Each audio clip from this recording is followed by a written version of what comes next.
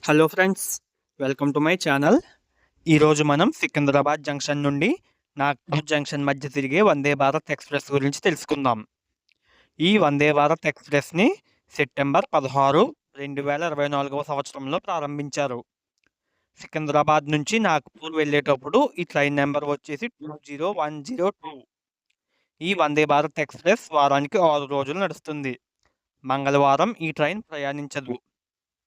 ఈ Vande Bharat ఎక్స్‌ప్రెస్‌ని central railways operate చేస్తుంది.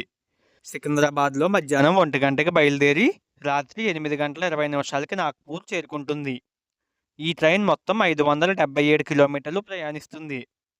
సికింద్రాబాద్ నుంచి నాగ్పూర్ వెళ్ళటానికి 7 గంటల 20 నిమిషాల సమయం తీసుకుంటుంది.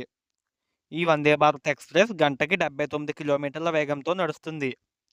ఇక ఈ ట్రైన్ ఆగే స్టాప్‌ల వివరాల్లోకి వెళితే సికింద్రాబాద్ నుండి నాగ్పూర్ మధ్య మొత్తం 5 స్టేషన్లలో ఆగుతుంది.